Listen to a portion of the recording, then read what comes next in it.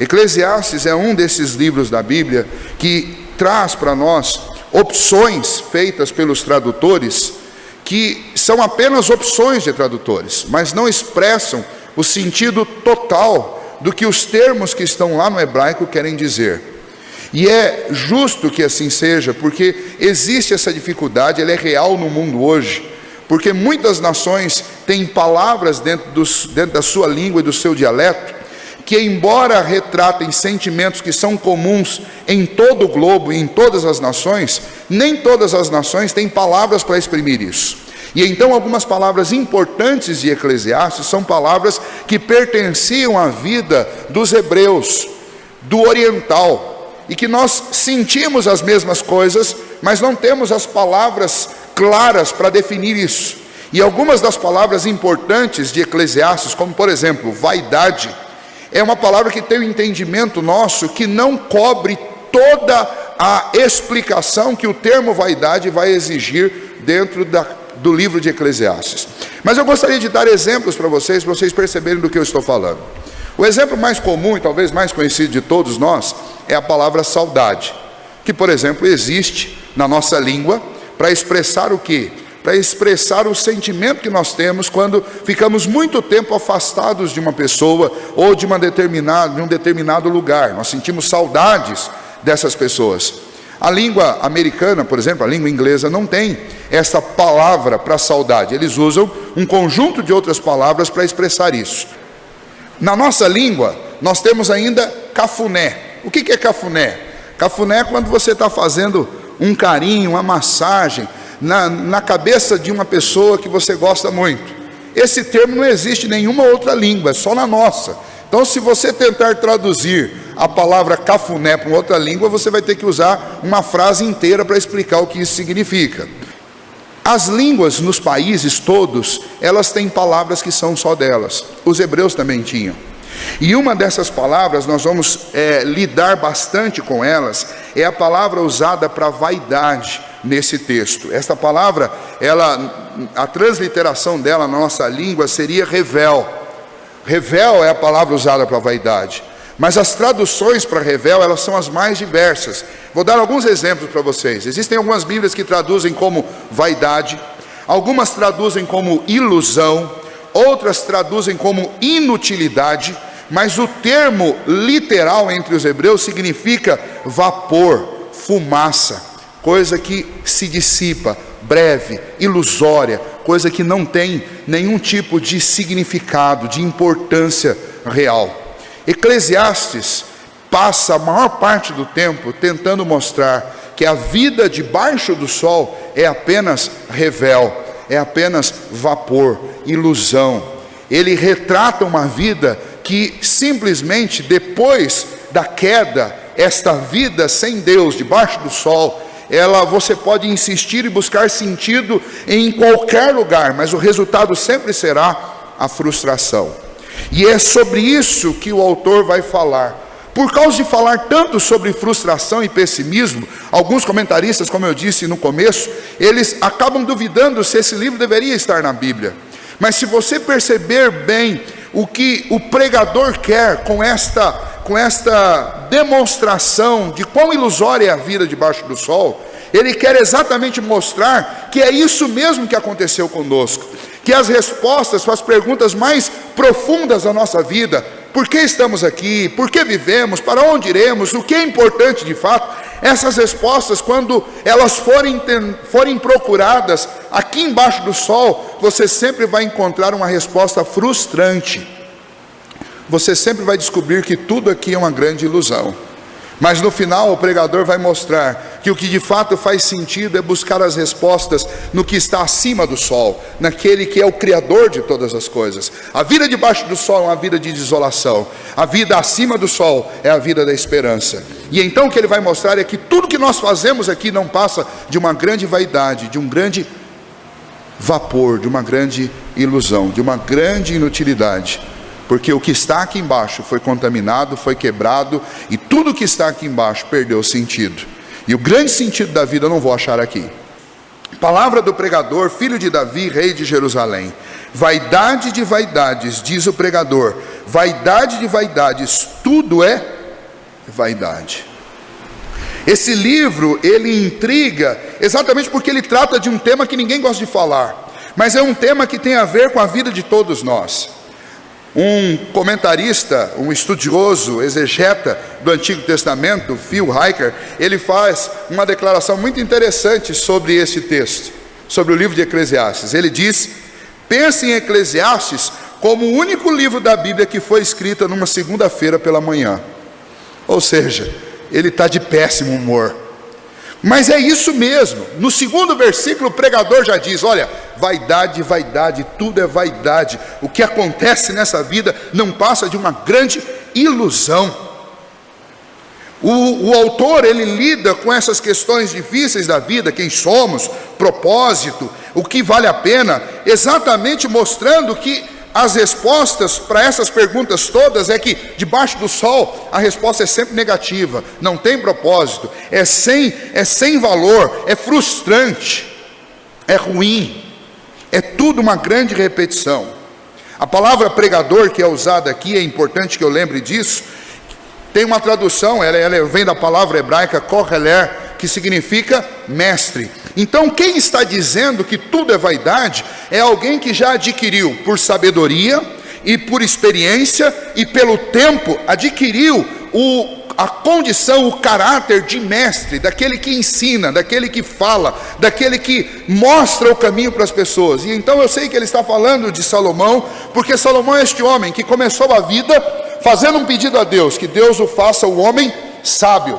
E ele recebeu esta bênção de Deus, e a Bíblia diz que nenhum outro houve tão sábio como ele.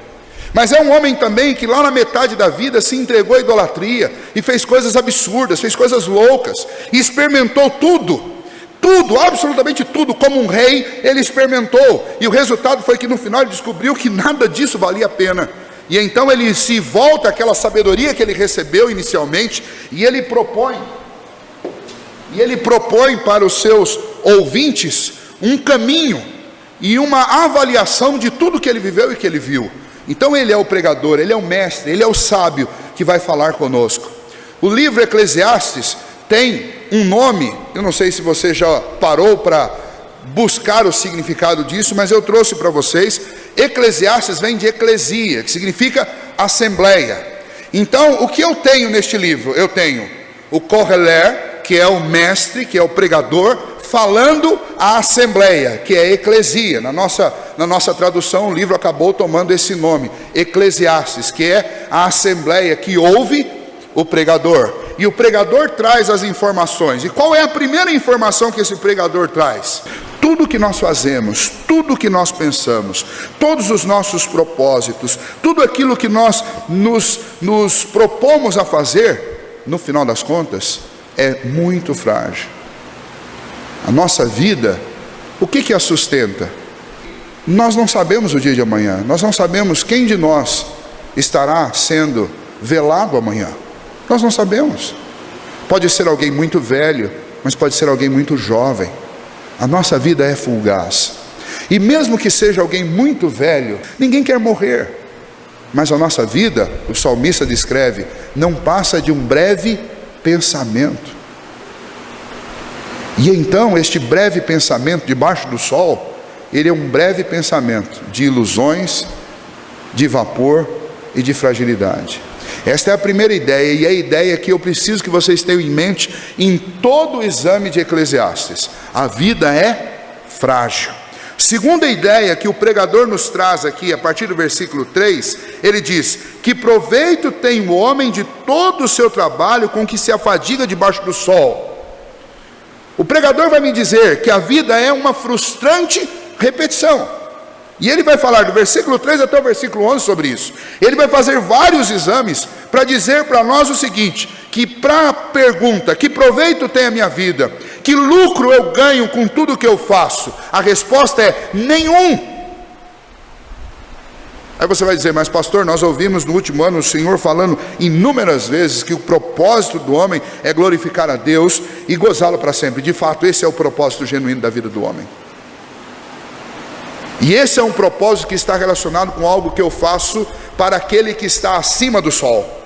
Mas qualquer outro propósito para a minha vida, que se realiza e que tem como objeto, como alvo, qualquer coisa embaixo do sol, não passa de uma grande inutilidade.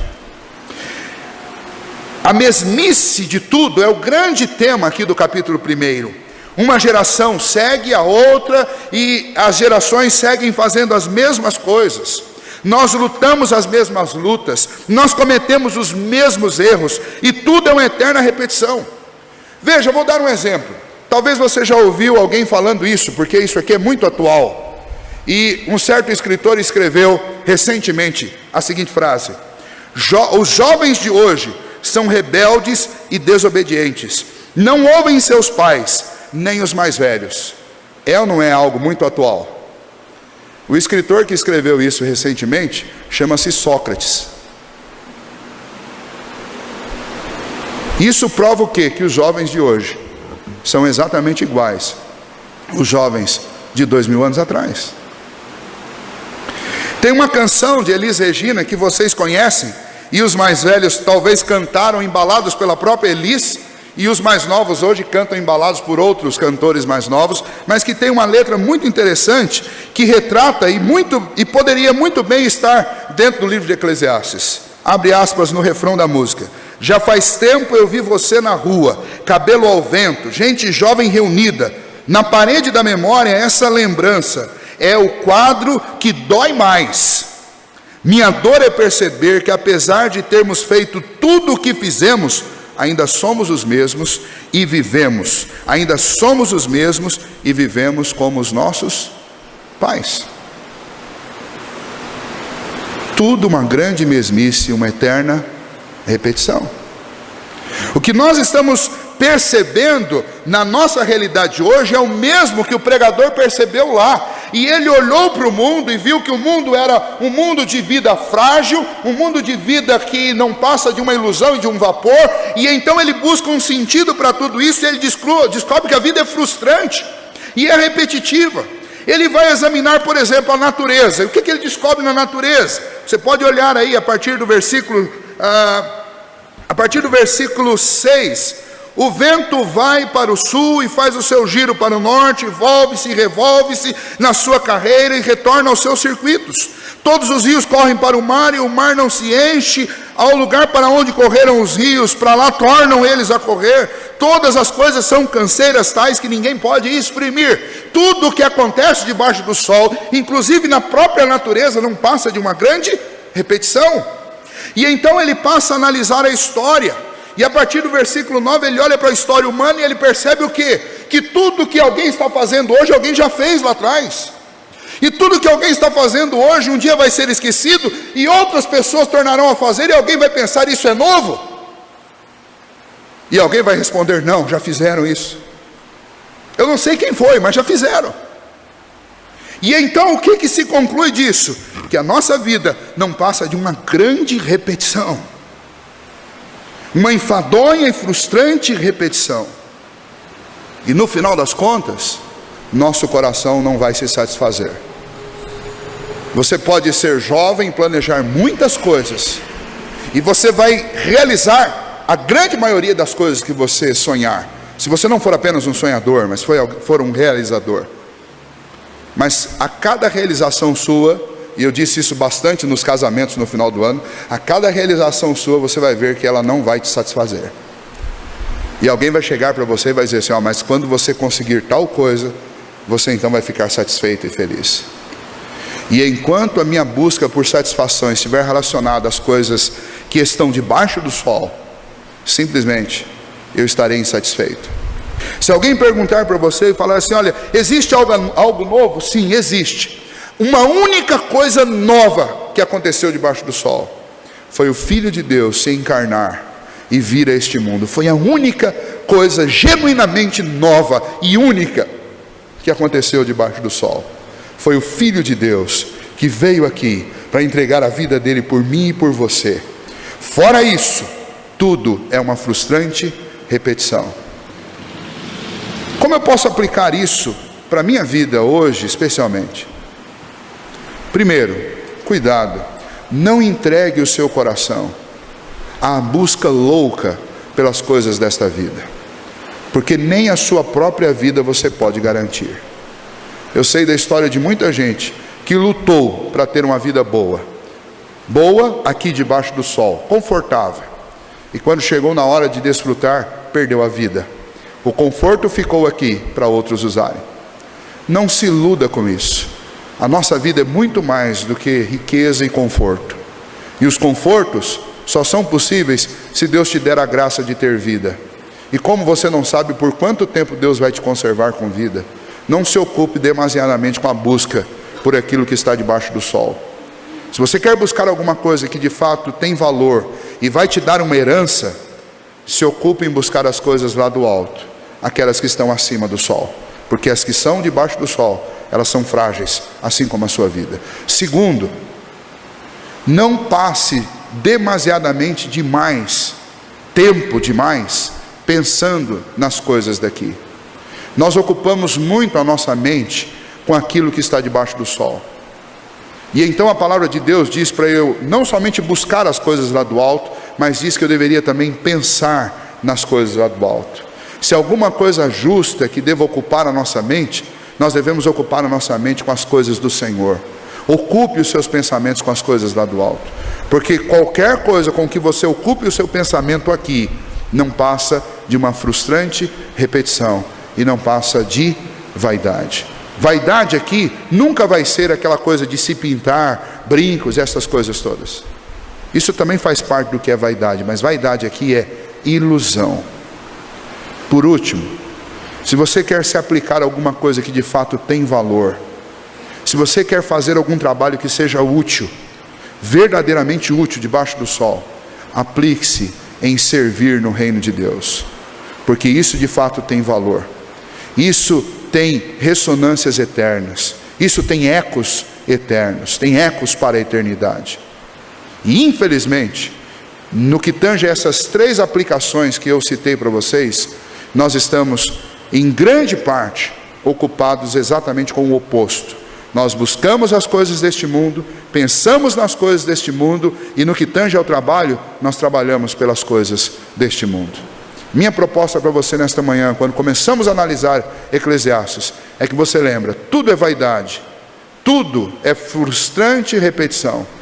Ocupe-se daquilo que verdadeiramente é genuíno, e o que é genuíno vem de cima, vem do Senhor e está acima do sol.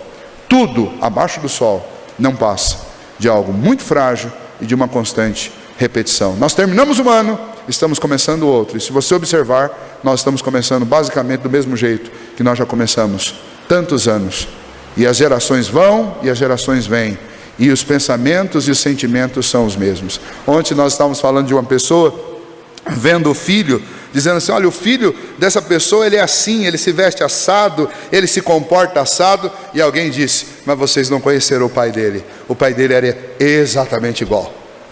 E é assim, nós criticamos os nossos pais, mas fazemos as mesmas coisas que eles fizeram. É sempre a mesma coisa. Vivemos e vivemos, mas vivemos como os nossos pais.